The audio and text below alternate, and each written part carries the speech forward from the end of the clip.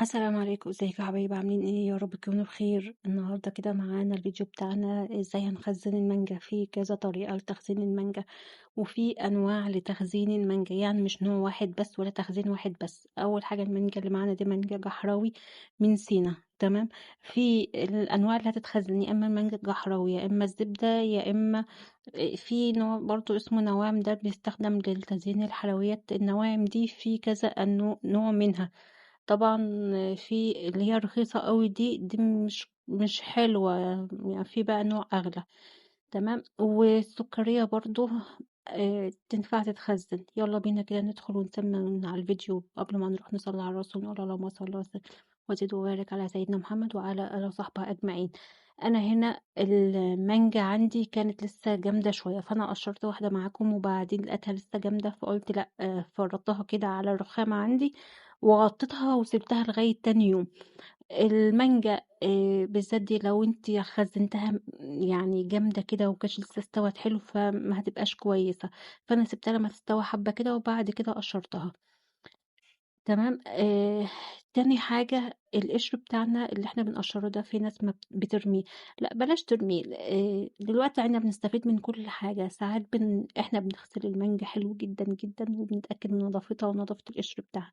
القشر بتاعها بتاخديه، بتخزني برضو مع البذر، بيبقى فيه كده بعض قطع من اللحم هتضربيهم في الخلاط. مثلا تشيلي اللحم اللي في قلب البذر وتضربيه في قلب الخلاط، مثلا تاخدي العصارة بتاعته تعملي بيها حاجات حلوة كتير. ممكن مثلا تعملي منها مهلبية، ممكن تعملي منها طبقات جيلي، تعملي منها حاجات كتير. القشر بتاعها بتستفادي منه، فبلاش برضو نرميه.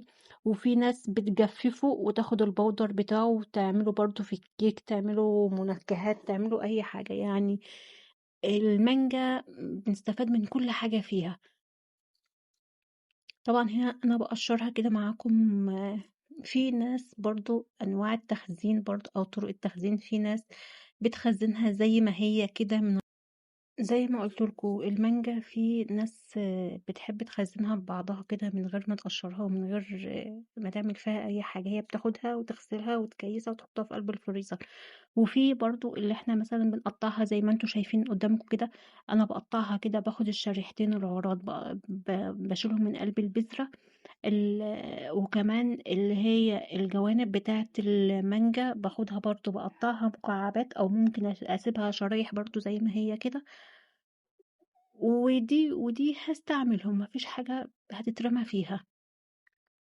شايفين هنا زي ما قلت لكم انا هنا بقطعها مكعبات. طيب بقطعها مكعبات ليه؟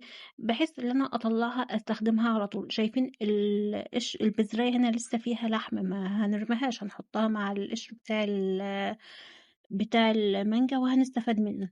هنا انا كنت خلصت الكمية بتاعة المانجا كلها، فزي ما قلت لكم بوريكم هنا انا طلعت القشر لوحده مع البذر وطلعت المكعبات لوحدها وطلعت الشرايح لوحدها.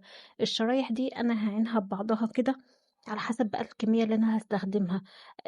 المانجا دي تنفع عصير. طبعا انا هنا بقول لكم مكانش عندي جلافزات فلبست كيس. في ناس هتقولك يا او مش يا انت بتلبسي، انت بتستخدمي المانجا بايدك.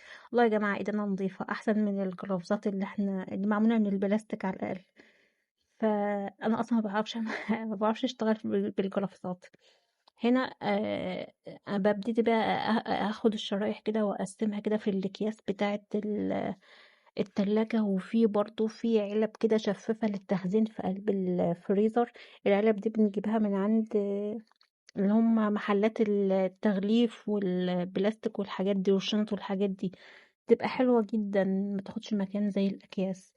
شايفين هنا وقسمت برضو المكعبات آه، برضو في كيسين على حسب برضو استخدامهم. المانجا دي هنستخدمها في ان شاء الله برضو بإذن الله لرمضان عصاير.